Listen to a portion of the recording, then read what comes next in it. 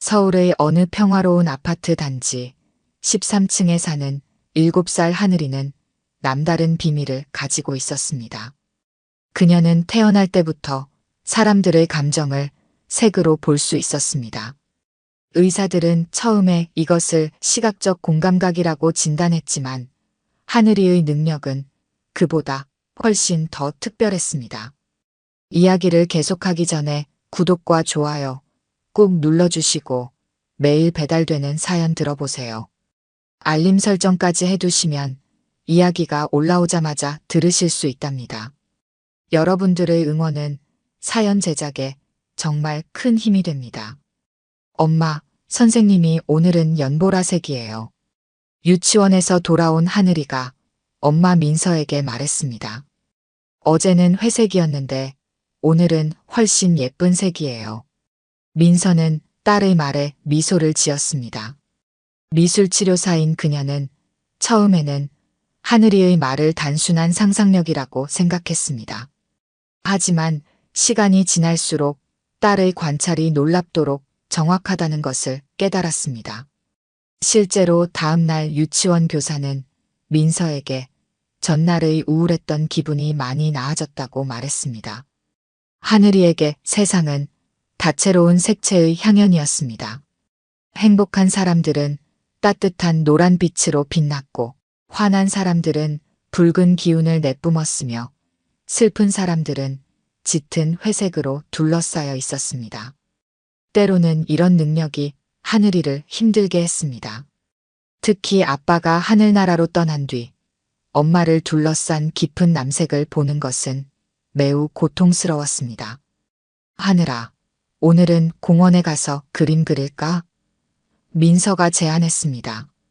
주말 아침 날씨는 완벽했고 하늘이는 늘 그림 그리기를 좋아했습니다. 그녀는 보는 감정의 색깔을 그림으로 표현하는 것을 특히 즐겼습니다. 하늘아, 저쪽으로는 가지 말자. 민서가 딸의 손을 잡아 끌었습니다. 공원 구석진 벤치에는 낡은 옷차림의 노숙자처럼 보이는 할아버지가 앉아 있었습니다. 머리는 산발이었고 옷은 구겨져 있었으며 신발은 닳아 있었습니다. 하지만 엄마 할아버지가 울고 계세요. 하늘이가 발을 멈추고 말했습니다. 회색이 너무 진해요. 그런데 그림 그리실 때는 반짝반짝한 금색이 보여요. 민서는 한숨을 쉬었습니다. 미술치료사로서 그녀는 노숙자들이나 길거리의 사람들을 경계하는 것이 맞다고 알고 있었습니다. 하지만 하늘이의 특별한 능력은 지금까지 한 번도 틀린 적이 없었습니다. 엄마, 제발요. 하늘이의 눈에는 눈물이 고여 있었습니다. 결국 민서는 딸의 손을 잡고 조심스럽게 다가갔습니다. 가까이서 보니 할아버지는 무언가를 열심히 그리고 계셨습니다. 찢어진 신문지 여백에 작은 나뭇가지로 그림을 그리고 계신 것이었습니다. 할아버지, 그림 너무 예뻐요. 하늘이가 순수한 미소를 지으며 말했습니다. 할아버지는 천천히 고개를 들었습니다. 지저분한 외모 속에서도 그의 눈빛만은 맑고 깊었습니다. 노인은 천천히 고개를 들어 하늘이를 바라보았습니다. 잠시 혼란스러운 표정을 짓더니 이내 따뜻한 미소를 지었습니다. 그렇단다. 하지만 요즘은 잘 기억이 나지 않아서 예전처럼 그리기가 쉽지 않구나. 하늘이는 할아버지의 스케치북을 들여다보았습니다. 그곳에는 아름다운 풍경화가 그려져 있었지만 중간중간 선이 흐트러져 있었습니다. 그러나 하늘이의 눈에는 그림 속에 숨겨진 무지개 빛깔이 보였습니다. 할아버지 그림이 정말 예뻐요. 저도 그림 그리는 거 좋아하는데 같이 그려도 될까요? 노인의 눈가에 잠시 반짝임이 스쳤습니다. 하늘이가 보기에 그의 회색빛은 잠시 따뜻한 자주색으로 물들었습니다. 그래도 되지. 내 이름이 뭐니? 하늘이에요. 할아버지는요? 난, 노인은 잠시 생각에 잠겼습니다. 기철, 그래, 기철이란다. 민서는 이 상황을 지켜보면서 무언가 이상한 점을 느꼈습니다. 자신의 이름을 떠올리는데 시간이 걸리는 것, 혼란스러워 보이는 표정, 그리고 홀로 공원에 나와 있는 상황까지도 그녀의 직업적 직감이 경고음을 울렸습니다. 어르신, 혹시 도움이 필요하신가요? 민서가 다가가 조심스럽게 물었습니다. 기철 할아버지는 잠시 망설이더니 고개를 저었습니다. 아니, 괜찮아요. 그냥 여기서 그림이나 그리고 있으면 돼요. 하지만 하늘이는 할아버지를 둘러싼 색깔이 더욱 복잡하게 변하는 것을 볼 수 있었습니다. 회색 속에 불안한 보라색이 섞여 들어갔습니다. 엄마, 할아버지가 무서워하시는 것 같아요. 하늘이가 작은 목소리로 속삭였습니다. 민서는 결심했습니다. 이대로 할아버지를 내버려 둘 수는 없었습니다. 저희랑 같이 도시락 드실래요? 마침 많이 가져왔거든요. 하늘이는 할아버지의 색깔이 조금씩 밝아지는 것을 보았습니다. 회색 속에 따뜻한 주황빛이 스며들기 시작했습니다. 그것은 아마도 안도감의 색일 것입니다. 그렇게 그들은 공원 벤치에 나란히 앉아 도시락을 나누어 먹으며 이야기를 나누기 시작했습니다. 하늘이는 할아버지의 그림 그리는 모습을 유심히 지켜보았고 가끔 자신의 그림도 보여주었습니다. 시간이 흐르면서 할아버지를 둘러싼 색깔은 조금씩 변화했지만 하늘이는 그 속에 숨어 있는 깊은 외로움의 회색을 여전히 볼 수 있었습니다. 레스 님프에즈, 수련. 할아버지가 중얼거리셨습니다. 모네가 지베르니의 정원에서 그걸 그렸어. 말씀은 그대로 끊어졌지만 민서는 순간 놀랐습니다. 노숙자처럼 보이는 할아버지가 프랑스어를 섞어가며 모네의 작품을 이야기하다니. 그날 이후 하늘이는 매주 할아버지를 찾았습니다. 처음에 민서는 극구 말렸지만 시간이 지날수록 할아버지의 특별함을 발견하게 되었습니다. 비록 옷차림은 누추했지만 정신이 맑을 때면 그의 말씀 하나하나가 마치 살아있는 미술사 교과서 같았습니다. 피카소의 초기 작품을 보면 말이야.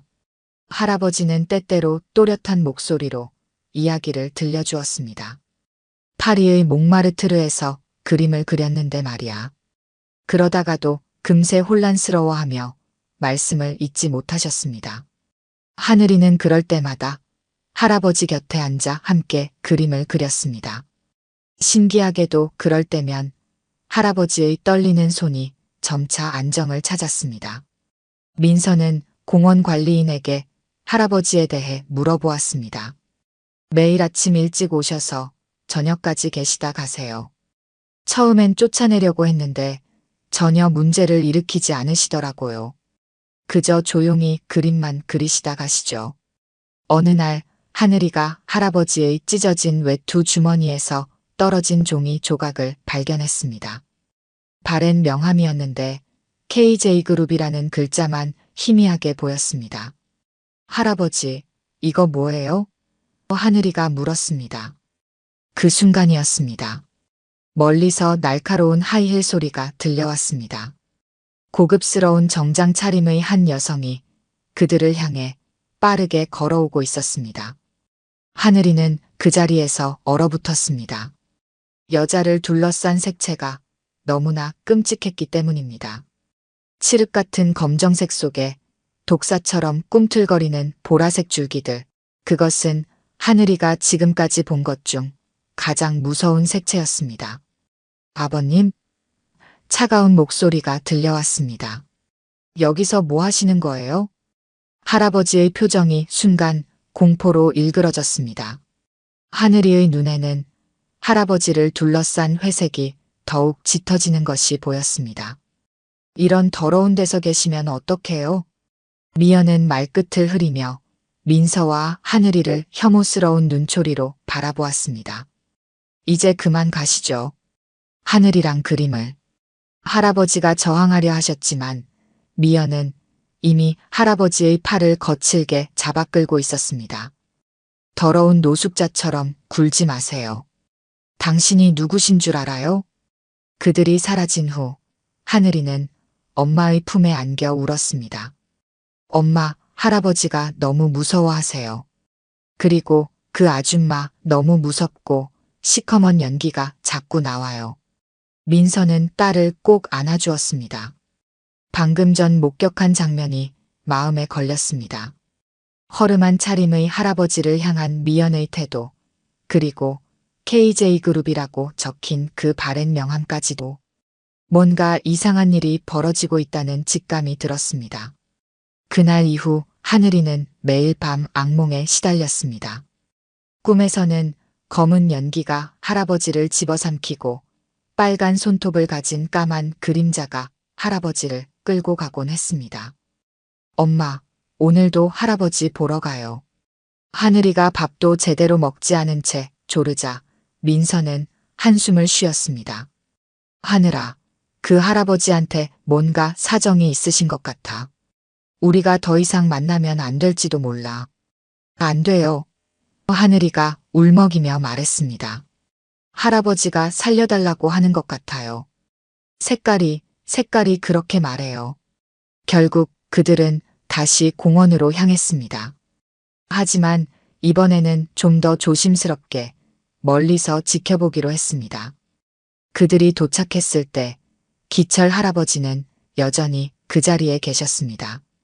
찢어진 옷자락 사이로 쌀쌀한 가을바람이 스며드는 것도 모른 채 열심히 그림을 그리고 계셨습니다. 모네이, 레스 COULEURS, 레스 FLEURS. 할아버지가 혼잣말처럼 중얼거리셨습니다.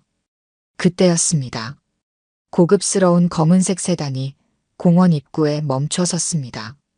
하늘이는 즉시 엄마의 옷자락을 움켜쥐었습니다. 차에서 내린 것은 지난번의 그 무서운 여자였습니다. 이번에는 혼자가 아니었습니다. 검은 정장을 입은 남자 둘이 그녀와 함께였습니다. 아버님, 또 이러시면 어떡해요? 미연의 날카로운 목소리가 공원에 울렸습니다. 이제 그만 가시죠. 요양원에서 모두가 걱정하고 있다고요. 하늘이의 눈에는 할아버지를 둘러싼 회색이 공포의 검은색으로 변하는 것이 보였습니다. 싫어, 준호야, 준호가 어디 있지?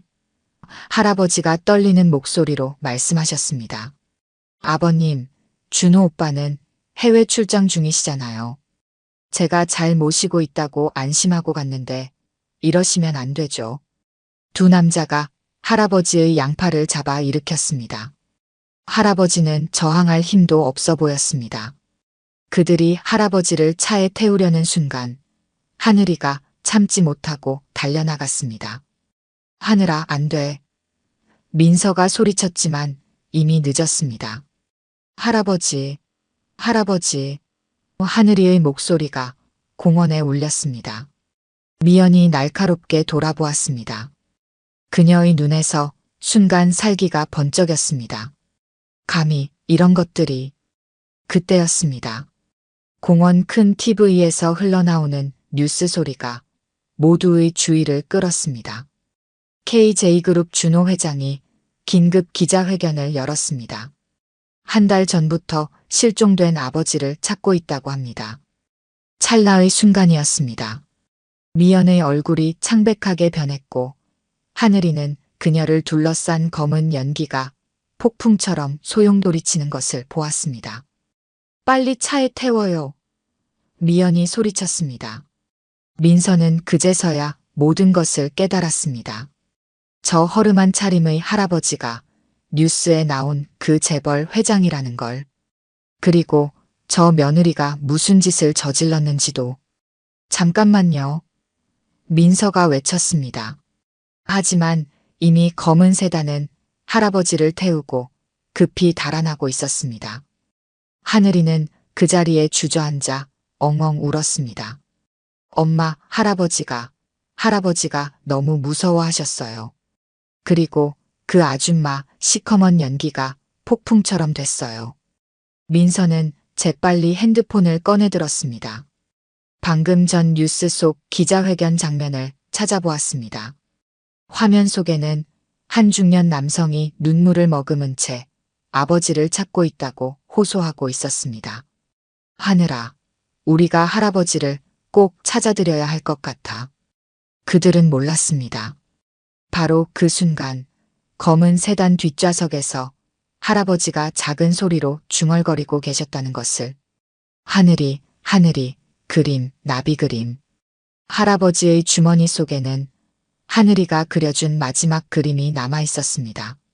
나비가 그려진 그 그림 뒷면에는 하늘이의 이름과 다니는 유치원 이름이 적혀 있었습니다. 엄마, 할아버지가 우리한테 도움을 청하신 거죠? 하늘이가 울먹이며 물었습니다. 하늘이의 눈에는 할아버지가 끌려가던 순간의 감정색이 지워지지 않았습니다. 짙은 회색 속에 숨어있던 공포와 절망의 검은색, 그리고 미연을 둘러싼 시커먼 연기와도 같은 악어. 민서는 며칠 밤을 뜬 눈으로 보냈습니다. KJ그룹 회장님의 실종 사건은 연일 뉴스의 헤드라인을 장식했고 아들 준호의 애타는 기자회견도 매일같이 방송되었습니다. 하지만 그녀는 쉽게 용기를 낼 수 없었습니다. 재벌 가문의 일에 끼어들었다가 오히려 무슨 일에 휘말릴지 모른다는 두려움이 컸기 때문입니다. 그러던 어느 날 아침, 하늘이가 유치원에 가기를 거부했습니다. 엄마, 할아버지 얼굴에 멍이 들어 있었어요. 꿈에서 봤어요. 검은색이랑 보라색이 섞여서. 하늘이의 말에 민서의 가슴이 덜컥 내려앉았습니다. 하늘이의 특별한 능력이 지금까지 한 번도 틀린 적이 없다는 것을 그녀는 잘 알고 있었기 때문입니다. 결심이 섰습니다. 민서는 KJ그룹 본사에 연락을 시도했습니다. 처음에는 아무도 그녀의 말을 믿지 않았습니다. 수많은 거짓 제보가 들어오는 상황에서 한 미술치료사와 7살 아이의 이야기는 그저 헛된 소리로 취급될 뿐이었습니다. 준호 회장님을 꼭 만나 뵈어야 합니다. 회장님, 아버님의 안전이 걸린 일입니다. 민서는 끈질기게 전화를 걸었고 직접 KJ그룹 본사도 찾아갔습니다. 하늘이가 그린 그림들과 할아버지의 프랑스어 메모들을 들고서 말입니다.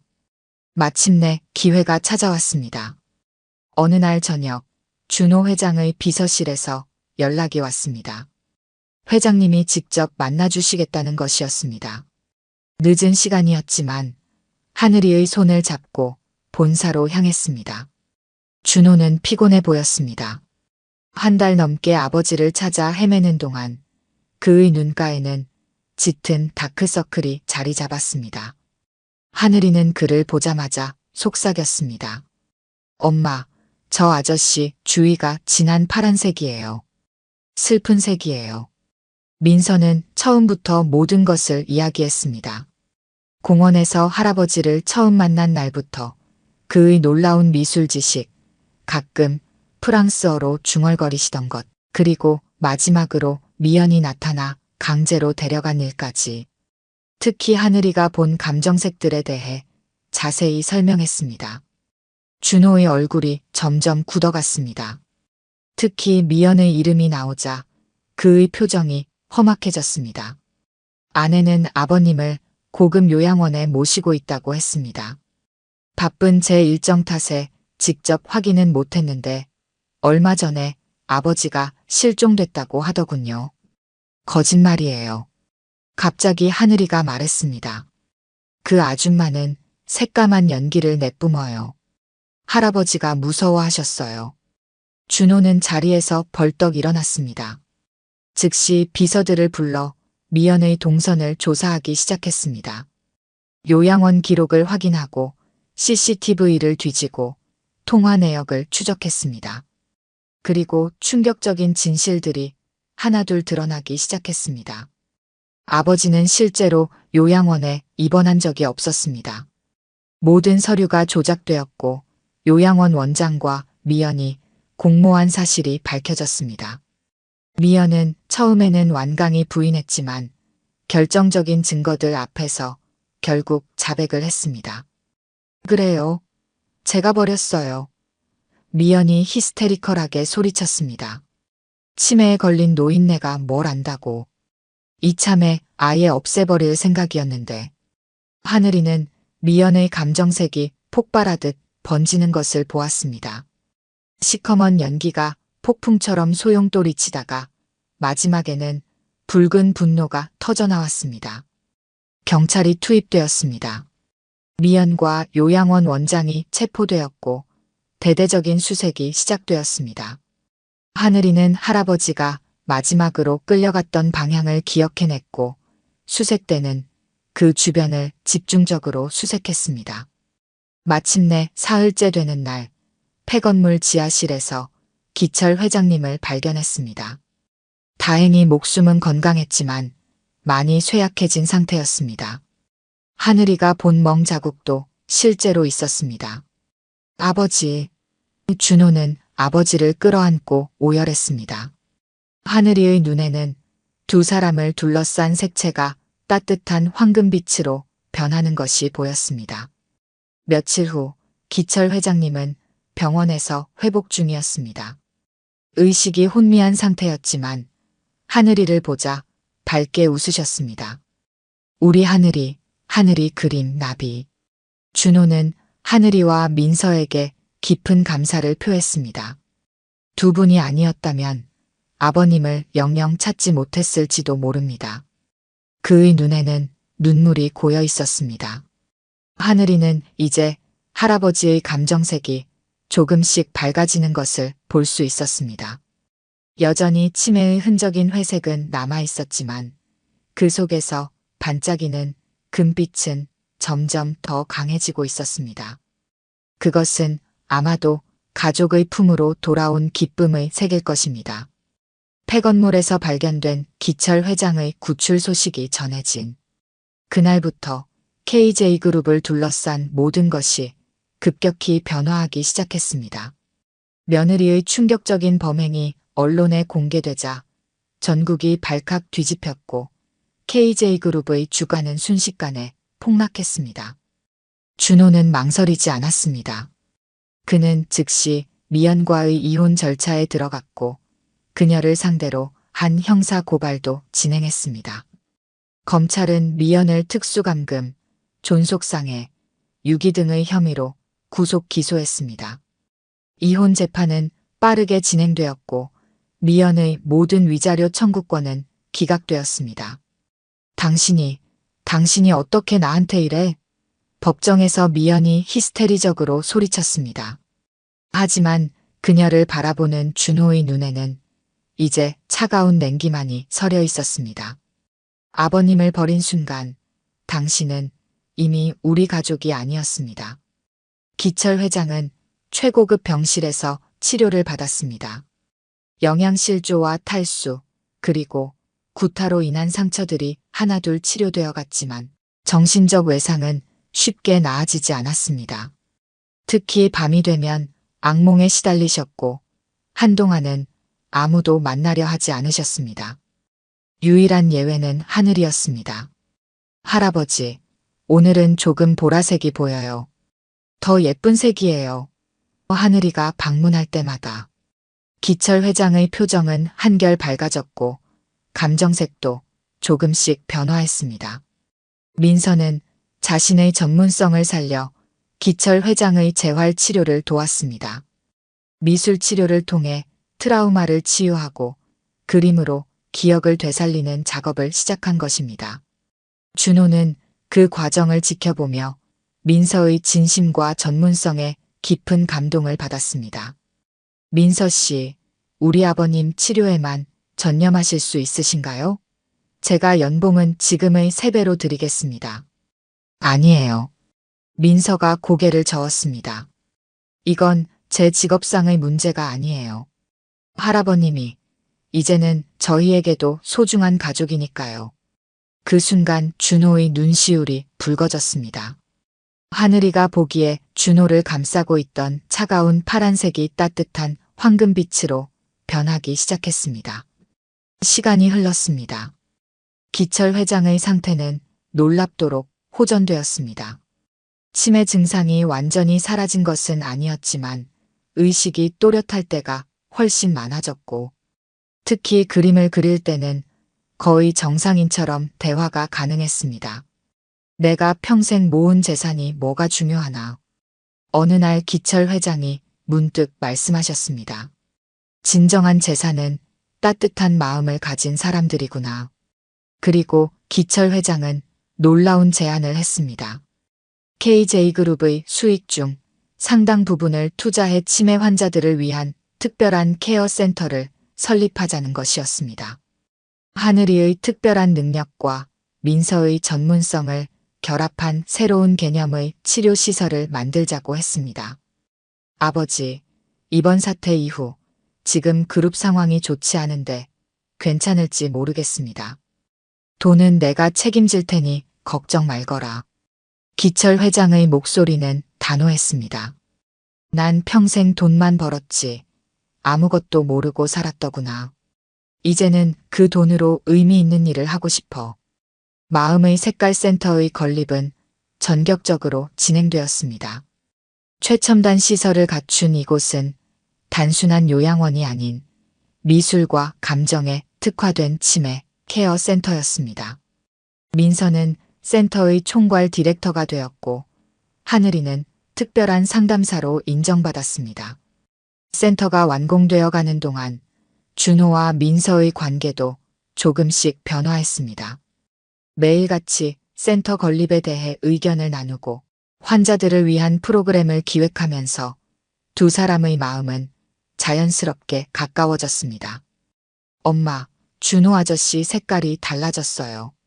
어느 날 하늘이가 속삭였습니다. 처음엔 차가운 파란색이었는데 이제는 따뜻한 노을색이에요.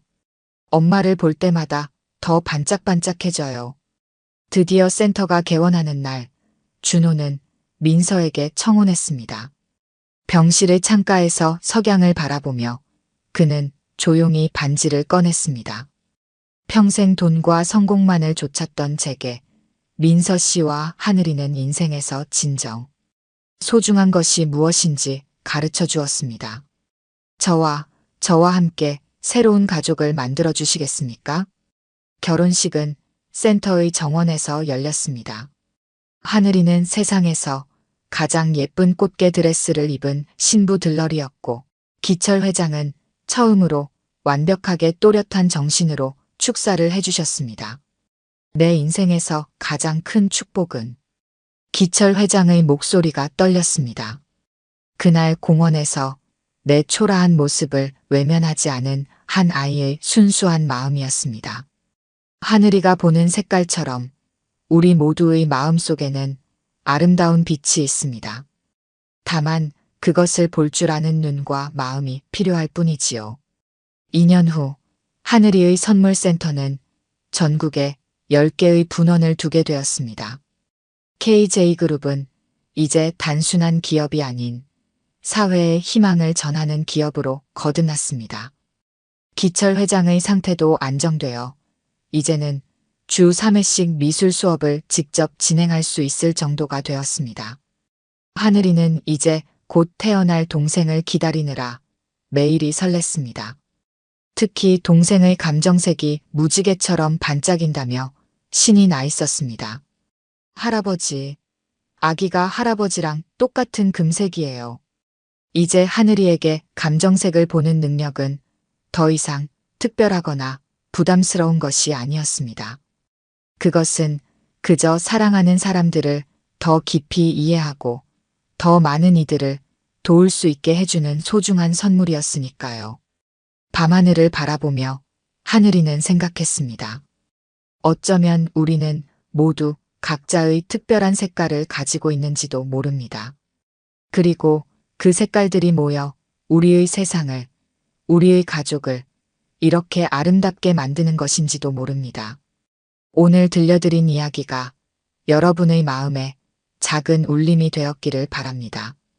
아까 깜빡하신 분들이 계셨다면 좋아요와 구독 부탁드려요. 다음 사연을 들려드리는데 큰 힘이 된답니다. 그리고 여러분의 이야기도 댓글로 들려주세요. 다음 이야기 때 또 뵙겠습니다. 업사이클링이 뭐야? 그냥 고물상이잖아. 차가운 비웃음이 귓가를 스쳤습니다. 손에 들린 리폼한 가방이 떨렸지만 저는 제 신념을 지키고 싶었습니다. 안녕하세요. 저는 작은 업사이클링 숍 리뉴메이드를 운영하는 이수아입니다. 이야기를 계속하기 전에 구독과 좋아요 꾹 눌러주시고 매일 배달되는 사연 들어보세요. 알림 설정까지 해두시면 이야기가 올라오자마자 들으실 수 있답니다. 여러분들의 응원은 사연 제작에 정말 큰 힘이 됩니다. 매일 아침 6시 저는 재활용 수거장을 돌며 숨겨진 보물 같은 옷들을 찾습니다. 버려진 청바지는 새로운 에코백으로, 못 입게 된 재킷은 독특한 파우치로 변신하죠. 쓰레기라고 버려진 것들에 새 생명을 불어넣는 일, 그게 제 일이자 꿈입니다. 어릴 때부터 저는 다르다는 소리를 들으며 자랐습니다. 부모님이 이혼하시고 홀로 남겨진 12살 그때부터 저는 재활용품을 모아 팔아 용돈을 벌었습니다. 친구들은 절 피했고 선생님들은 걱정의 눈길을 보냈죠. 고물상 딸, 쓰레기 줍는 애, 대학도 안 나온 것, 사람들은 저를 그렇게 불렀습니다. 하지만 저는 제 길을 믿었습니다. 고등학교를 자퇴하고 패션 디자인을 독학했고 작은 공방에서 일하며 기술을 배웠습니다. 밤에는 온라인 쇼핑몰 알바로 돈을 모았죠. 3년 전 드디어 이 작은 가게를 열 수 있었습니다. 처음엔 손님이 거의 없었습니다. 이런 건 빈티지 숍이나 중고 가게에서 사요. 이미 명품 친환경 브랜드가 있는데 굳이 여기서 살 필요가 있나요? 그래도 저는 포기하지 않았습니다. 버려진 가죽 자켓으로 세상에 단 하나뿐인 가방을 만들고 헌 청바지로 독특한 패치워크 코트를 디자인했습니다. 그러다 조금씩 변화가 생겼습니다. SNS에서 제 작품을 알아봐주는 분들이 생기고 환경에 관심 있는 젊은 고객들이 찾아오기 시작했습니다. 수아 씨가 만드는 것들은 영혼이 있어요. 그런 말을 들을 때면 가슴이 뭉클했습니다. 그리고 그곳에는 한 분이 계셨습니다. 매일 새벽 재활용품을 분류하시는 김희경 할머니. 75세의 작은 체구를 가진 할머니는 매일 새벽 낡은 장갑을 끼시고 쓰레기 더미를 뒤지셨습니다. 까만 작업복을 입고 무언가를 끊임없이 수첩에 적으시는 모습이 자주 보였습니다. 특히 이상했던 건 할머니가 플라스틱 병이나 비닐을 보면 제품명과 날짜를 꼼꼼히 기록하신다는 거였습니다. 비가 오나 눈이 오나 절대 빠지지 않고 나오셔서 그 기록을 하셨죠. 가끔 영어로 된 제품명을 정확하게 읊조리시는 것도 들었습니다. 할머니, 추운데 들어가서 쉬세요. 제가 말씀드리면 할머니는 빙그레 웃기만 하셨습니다. 아가, 지구를 살리는 일에 쉴 틈이 어디 있나. 그러던 어느 날 우리 동네에 충격적인 소식이 전해졌습니다. 초대형 패스트 패션 브랜드 에모디오가 이 골목에 플래그십 스토어를 연다는 거였습니다. 매출 5조, 전국 매장수 1위를 자랑하는 그들은 친환경 패션의 새 시대를 외치며 화려하게 등장했습니다. 이제 이 골목은 우리 거예요. 당신 같은 작은 가게는 필요 없어요. 강태준 기획이사의 차가운 목소리가 아직도 귓가에 맴돕니다. 우리는 진짜 친환경 기업이에요. 당신같이 쓰레기나 뒤지는 사람과는 차원이 다르죠. 하지만 그때는 아무도 몰랐습니다. 매일 새벽 검은 작업복 차림으로 재활용품을 분류하시던 그 할머니가 이 거대한 패스트 패션의 흐름을 완전히 뒤흔들어 놓으실 분이라는 걸. 그리고 제 인생을, 우리의 미래를 완전히 다른 곳으로 데려가실 거라는 것도 말입니다. 에모디오의 공사는 빠르게 진행됐습니다. 매일 아침 거대한 공사 소음이 골목을 울렸고 형형색색의 플라스틱 쓰레기가 넘쳐났습니다. 친환경을 외치던 그들의 실체가 하나둘 드러나기 시작했죠. 이것 좀 보세요. 제가 새벽에 주운 쓰레기 더미를 할머니께 보여드렸습니다. 에모디오의 중국 공장에서 온 듯한 택이 달린 옷가지들이었습니다. 형광색 염료가 빗물에 번져 하수구를 물들이고 있었죠. 할머니는 수첩을 꺼내 무언가를 적으셨습니다. 이런 독성 염료는 1급 발암물질이야. 빗물을 타고 하천으로 흘러들면. 순간 할머니가 말을 멈추셨습니다. 제가 이상한 듯 쳐다보자 황급히 수첩을 감추셨죠. 강태준의 방문은 어느 날 갑자기였습니다. 리뉴메이드라, 재미있는 콘셉트네요. 우리 에모디오에서 비슷한 걸 기획 중인데 흡수합병 어떠세요? 수아 씨 실력이면 우리 회사 수석 디자이너로 영입하고 싶군요. 거절했습니다. 그날 이후 이상한 일들이 시작됐습니다. 갑자기 건물주가 계약 연장이 어렵다고 했고 손님들이 저희 제품의 품질을 의심하기 시작했습니다. 재활용 옷이 무슨 위생이 되나요? 에모디오에서 친환경 라인이 나온다던데 거기가 더 믿을만하지 않나요? 이런 동네 가게에서 살 바에야. 매출은 바닥을 쳤습니다. 그래도 저는 포기할 수 없었습니다. 매일 밤 늦게까지 불량 재고라며 버려진 에모디오의 옷들을 새 디자인으로 만들었습니다. 쓰레기 더미 속에서 보물을 찾는 심정으로 작업했죠. 어느 날 밤 작업실에서 우연히 에모디오의 기획서를 발견했습니다. 쓰레기 더미에 섞여 있던 거였죠. 그걸 보는 순간 제 손이 떨렸습니다. 제가 만든 디자인들, 제 작업 노트에 있던 아이디어들이 그대로 담겨 있었습니다. 한 달 전으로 기억합니다. 강태준이 처음 제 가게를 찾아왔을 때였습니다. 이수아 씨의 업사이클링 철학이 놀랍네요. 우리 에모디오도 친환경 라인을 준비 중인데 컨설팅을 부탁드리고 싶습니다. 저는 그의 말을 믿었습니다. 대기업에서 드디어 진정한 친환경의 가치를 알아봐 준다고 생각했으니까요. 강태준의 요청으로 제 작업실을 보여드렸습니다. 작업 과정, 소재 선택, 디자인 스케치까지. 제 업사이클링 노하우가 담긴 작업 노트도 보여드렸죠. 특히 관심을 보인 건 제 리폼 테크닉 북이었습니다. 3년간 실험하고 연구한 재단 방법, 재봉 기법, 소재 조합법이 빼곡히 담겨 있었죠.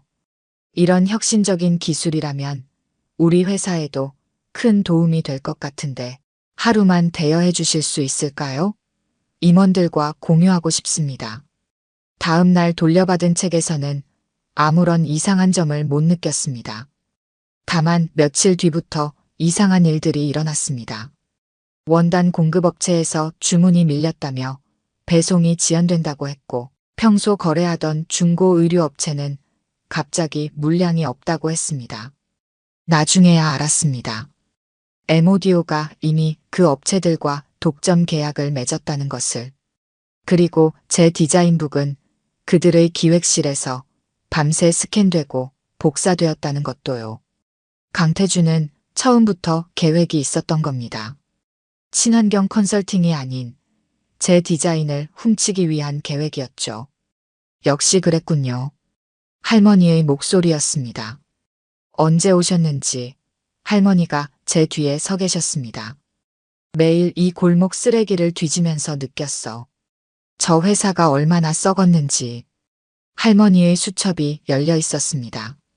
그 안에는 단순한 메모가 아닌 전문적인 환경 오염 데이터와 에모디오의 비리 자료들이 빼곡했습니다. 외국 논문 같은 것도 보였습니다. 할머니, 이게 대체 뭐예요? 그때였습니다. 밖에서 소란스러운 소리가 들렸습니다. 에모디오의 직원들이 들이닥쳤습니다. 이수아 씨, 영업방해와 기업비밀 침해로 고소하겠습니다. 이 자리에서 당장 가게 문을 닫으시죠. 강태준이 차가운 미소를 지으며 걸어 들어왔습니다. 우리 디자인을 표절했다고 SNS에서 떠드는 것도 모자라. 이제는 회사 기밀 문서까지 훔친 겁니까? 순간 할머니가 앞으로 나서셨습니다. 잠깐, 이건 내가 주운 건데. 하지만 강태준은 들은 척도 하지 않았습니다. 청소부까지 매수해서 회사 기밀을 빼내다니 죄질이 나쁘네요. 이제 둘 다 감옥에 가셔야. 그날 밤 모든 것이 끝난 것 같았습니다. M오디오 측의 고소장이 날아들었고 가게 문을 닫아야 했습니다. 강태준은 언론에 저를 디자인 도용범으로 몰았고 중고 의류 업체들은 더 이상 저와 거래하지 않겠다고 했습니다. 은행 대출금 독촉장도 날아들었죠. 누구도 제 말을 들으려 하지 않았습니다. 그나마 강태준은 저의 모든 것이 몰락한 것을 확인한 뒤 선처를 베풀어 준다며 고소는 취하하더군요. 텅 빈 작업실에서 마지막 짐을 정리하는데 할머니는 그날 이후 보이지 않으셨습니다. 매일 새벽 들리던 그 발자국 소리도 수첩에 무언가를 적으시던 모습도 사라졌습니다. M오디오의 친환경 패션쇼가 열리는 날이었습니다. 호텔 대강당은 전국의 유명 인사들로 가득 찼습니다. 강태준은 무대 위에서 당당하게 연설을 시작했습니다. 오늘 우리는 패션의 새로운 역사를 쓸 것입니다. M오디오가 준비한 100% 친환경 컬렉션으로 여러분을 초대합니다. 화려한 조명이 쏟아지는 catwalk 위로 모델들이 올랐습니다. 제 눈이 의심스러웠습니다.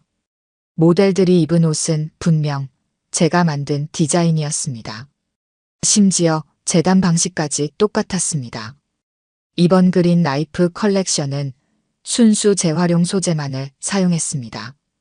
우리의 혁신적인 기술로 만든 100% 친환경 의류입니다. 객석에서 박수 소리가 터져나왔습니다. 환경 전문가들과 패션 기자들이 연신 카메라 플래시를 터뜨렸습니다. 그때였습니다. catwalk 끝에서 한 사람이 일어났습니다. 검은 작업복 차림의 할머니였습니다. 청소도구를 든 채 무대 위로 걸어 올라가셨습니다. 저 사람 누구야? 청소 아주머니가 왜 저기서? 경비 좀 불러주세요. 강태준이 당황한 기색을 감추지 못했습니다. 경비, 저 사람 좀 내보내주세요. 하지만 할머니는 의연했습니다. 청소도구를 내려놓고 마이크 앞에 서셨습니다. 여러분에게 진실을 보여드리겠습니다. 할머니는 낡은 수첩을 펼치셨습니다. M오디오의 중국 공장이 배출하는 폐수량이 여기 있습니다. 매달 수천 톤의 독성 염료가 강으로 흘러갑니다. 근로자들의 폐질환 발병률은 작년에만 200% 증가했습니다. 강태준이 소리쳤습니다. 저 할머니 정신이 이상해요. 바로 끌어내세요. 그리고 이 옷들, 이건 이수아라는 젊은 디자이너의 작품을 도용한 것입니다. 제가 매일 새벽 쓰레기 더미에서 주운 증거들이 여기 있습니다. 작업 지시서, 디자인 스케치, 심지어 원단 샘플까지. 객석이 술렁이기 시작했습니다. 잠깐만요. 강태준이 고함을 질렀습니다. 당신 같은 청소부가 무슨 근거로 이런 허황된 주장을 하는 겁니까? 할머니가 고개를 들었습니다. 내 이름은 김희경입니다. 글로벌 친환경 기업 그린라이프 그룹의 회장이자 국제환경위원회 위원장이기도 하죠. 순간 강당이 얼어붙었습니다. 그린라이프의 김희경 회장님이라고? 세계적인 환경 전문가, 그분이 왜 청소부 복장으로? 강태준의 얼굴이 창백해졌습니다. 그린라이프는 세계 최대 환경기술 기업이었습니다. 특히 의류산업의 친환경 인증을 담당하는 절대적인 권위를 가진 기업이었죠. 6개월간 직접 현장을 조사했습니다. M오디오가 얼마나 환경을 파괴하고 있는지, 얼마나 많은 거짓말을 하고 있는지 밝혀내기 위해서요. 그리고 진정으로 환경을 생각하는 젊은이를 찾기 위해서였습니다. 할머니가 제게 손을 내미셨습니다. 이수아 씨, 이리 나와보세요. 당신의 재능과 진심을 보여줄 시간입니다. 그날 패션쇼장은 완전히 다른 곳이 되었습니다. 하지만 이건 시작에 불과했습니다. 진짜 폭풍은 그 후에 시작되었으니까요. 30년 전 일이었습니다. 그때 우리는 의류 공장을 운영했어요. 작은 공장이었지만 직원들과 함께 열심히 일했죠. 내 딸 미연이도 그곳에서 자랐습니다. 공장 한켠에서 숙제하고 직원들과 어울리며 커나갔죠. 할머니는 낡은 지갑에서 바랜 사진 한 장을 꺼내셨습니다. 교복을 입은 소녀가 환하게 웃고 있었습니다. 미연이는 매일 아침 절 안아주며 말했어요. 엄마, 나도 엄마처럼 멋진 공장장이 될 거예요. 근데 우리는 환경도 지키는 착한 공장을 만들어요. 그 아이는 16살 때부터 이미 환경 문제에 관심이 많았습니다. 할머니의 눈에 눈물이 맺혔습니다. 그날도 비가 왔어요. 미연이는 작업장의 폐수 처리 시설을 점검하고 있었죠. 상류의 대형 공장들이 무단 방류한 독성 물질이 우리 공장으로 역류했다는 걸 알게 된 거예요. 그 아이가 마지막으로 한 일이 직원들을 대피시키는 거였습니다. 할머니는 잠시 숨을 고르셨습니다. 그 일 이후 저는 미쳤다고 했죠. 재벌 기업들을 고소하고 환경단체를 찾아다녔습니다. 하지만 그들의 벽은 높았어요. 돈도 없는 것이 무슨 소송이냐 그러더군요. 그래서 전 공부를 시작했습니다. 환경공학, 섬유화학, 수질 오염까지. 밤낮 없이 연구하고 특허를 냈습니다. 그린라이프 그룹의 시작이었죠. 친환경 섬유 기술로 세계 최초 특허를 받았을 때 전 미연이 생각이 났습니다. 할머니가 수첩을 펼치셨습니다. 매일같이 현장을 다녔어요. 공장의 폐수를 검사하고 대기 오염을 측정했죠. 돈이 생기자 사람들은 절 회장님, 위원장님이라 불렀습니다. 하지만 진짜 현장은 볼 수 없었어요. 그래서 청소부가 된 겁니다. 이 수첩에 적힌 모든 기록이 증거입니다. 에모디오 같은 기업들이 얼마나 환경을 파괴하는지, 얼마나 많은 거짓말을 하는지.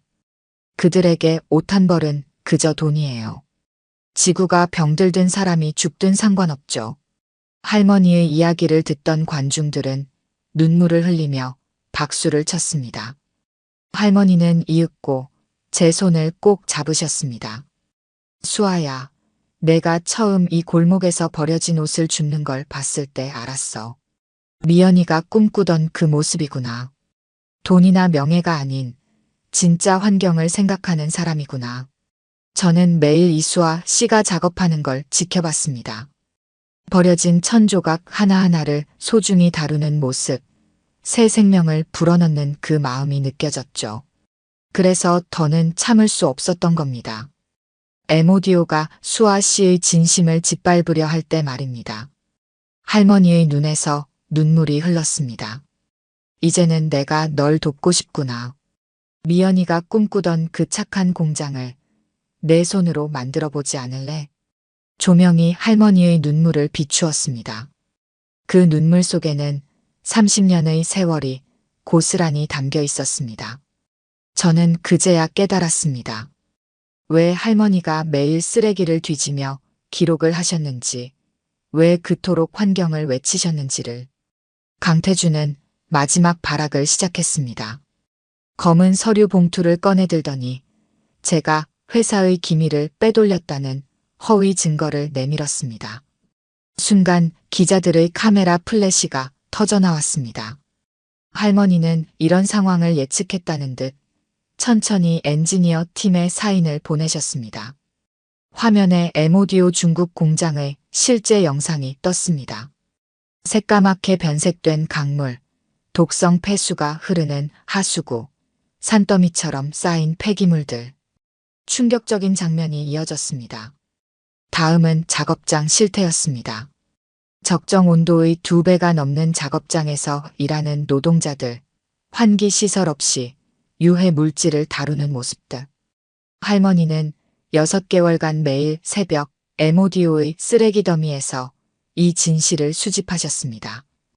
이게 바로 MODO의 친환경입니까?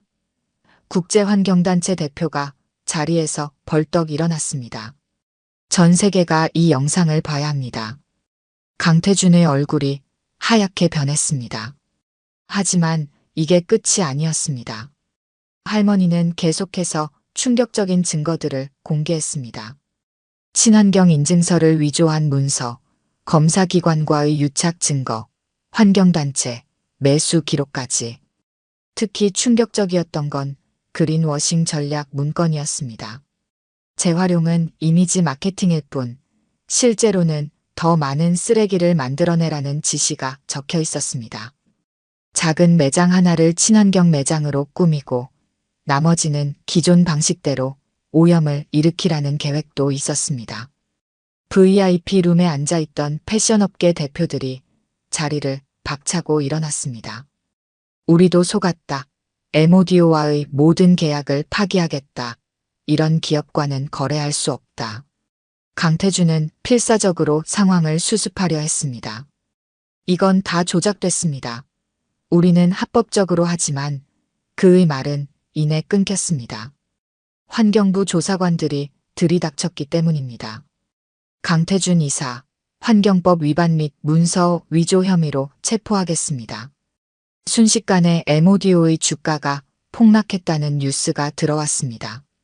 대형 백화점들은 MODO 제품 전량 회수를 선언했고 소비자 단체는 불매 운동을 시작했습니다. 그러나 이건 시작에 불과했습니다. 할머니는 MODO뿐만이 아니었습니다. 전 세계 패스트 패션 업계의 비리를 파헤친 자료들이 언론에 공개됐습니다.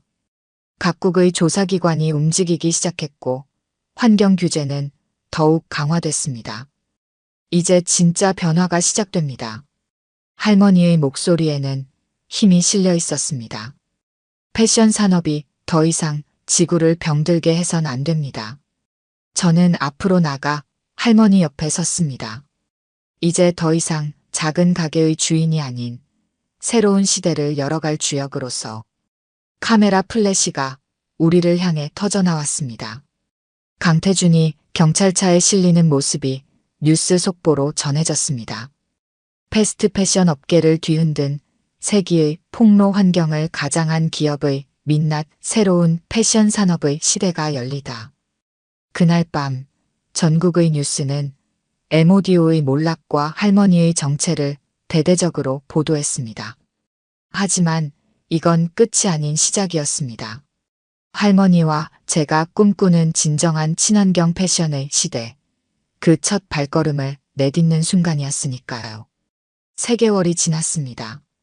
MODO는 완전히 몰락했고 강태준은 환경법 위반과 문서 위조 혐의로 구속 수감되었습니다. 하나둘 밝혀진 그의 비리는 충격적이었습니다.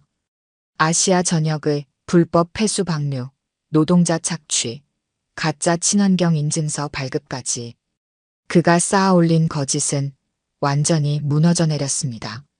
한 달 뒤 우리 골목에 새로운 바람이 불었습니다. MODO의 대형 매장이 있던 자리에 그린메이커스라는 간판이 걸렸습니다. 전국의 업사이클링 작가들이 모여 만든 복합문화 공간입니다. 1층은 작품 판매장, 2층은 작업실, 3층은 환경교육센터로 운영됩니다. 매일 아침이 다르게 느껴집니다. 더 이상 쓰레기 더미를 뒤지지 않아도 됩니다. 전국의 의류 매장들이 중고 옷을 수거해 우리에게 보내주기 때문입니다. 버려지는 옷에 새 생명을 우리의 캠페인은 전국적인 움직임이 되었습니다.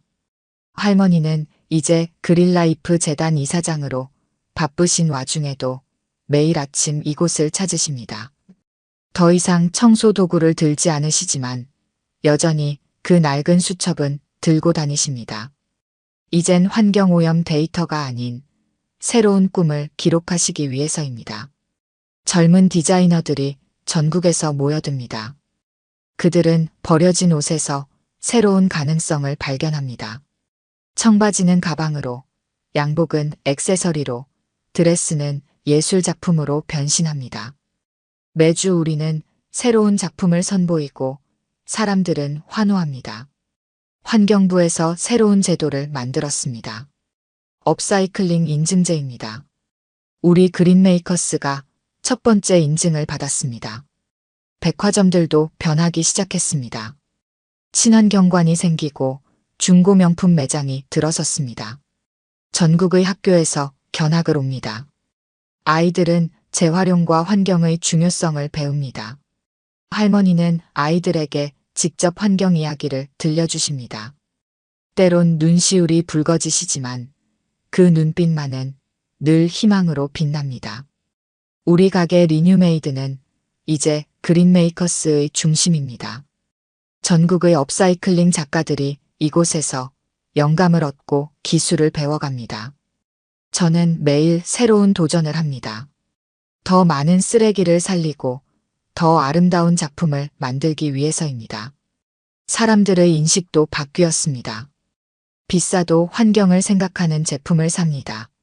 우리 아이에게 물려줄 지구를 위해서라면. 이제는 친환경이 선택이 아닌 필수가 되었습니다. 가끔 옛날 생각이 납니다. 제가 홀로 쓰레기 더미를 뒤지던 날들, 사람들의 비웃음을 견디던 시간들. 하지만 이제는 그저 미소 짓게 되는 추억일 뿐입니다. 할머니는 여전히 매일 새벽 일찍 나오십니다. 청소가 아닌 우리의 꿈을 지키기 위해서입니다. 그리고 저도 다른 작가들도 함께합니다. 이제는 혼자가 아닙니다. 누군가 제게 물었습니다. 어떻게 이런 변화가 가능했나요? 저는 이렇게 답합니다.